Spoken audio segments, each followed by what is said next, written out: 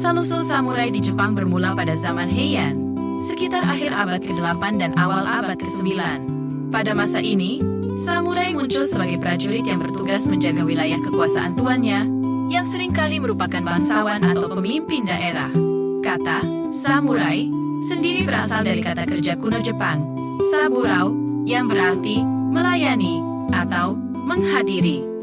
Peran mereka sangat penting dalam menjaga keamanan dan stabilitas politik di Jepang pada masa itu. Awalnya, samurai dikenal dengan sebutan bushi, yang menggambarkan status mereka sebagai prajurit. Selama periode Kamakura yang dimulai pada abad ke-12, samurai menjadi kekuatan militer yang dominan, berfungsi sebagai pengawal bagi shogun dan daimyo.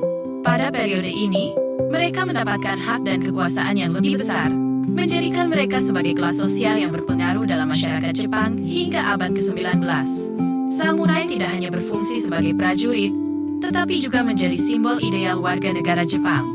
Mereka dikenal sebagai bangsawan militer yang terdidik dan berbudaya, memiliki pengetahuan dalam sastra, seni, dan filosofi.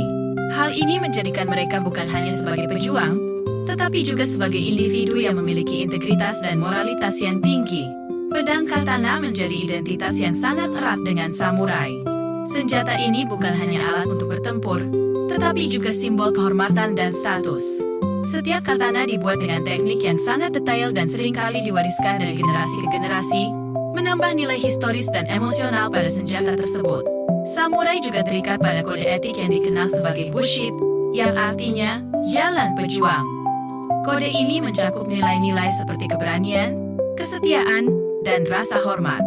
Bushido menjadi pedoman hidup bagi banyak samurai dan mempengaruhi cara mereka bertindak dalam berbagai aspek kehidupan, termasuk dalam pertempuran dan interaksi sosial. Menariknya, samurai tidak hanya terdiri dari pria. Ada juga wanita yang menjadi samurai, dikenal sebagai Onabu Geisha. Mereka berlatih dalam seni bela diri dan memainkan peran penting dalam melindungi rumah dan keluarga, terutama saat suami mereka pergi berperang. Ini menunjukkan bahwa peran samurai di Jepang tidak terbatas pada gender. Namun, dengan datangnya periode Meiji pada akhir abad ke-19, samurai mulai berangsur-angsur menghilang.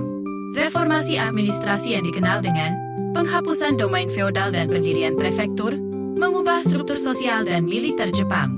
Pemerintah baru menghapuskan sistem feodal yang memberi kekuasaan kepada samurai dan mengalihkan fokus pada pembentukan angkatan bersenjata modern yang lebih terorganisir. Warisan samurai masih dapat dilihat dalam berbagai aspek budaya Jepang saat ini, termasuk seni bela diri, film, dan sastra. Meskipun mereka tidak lagi ada sebagai kelas sosial yang terpisah, nilai-nilai dan tradisi yang mereka tinggalkan terus mempengaruhi masyarakat Jepang dan menarik minat di seluruh dunia.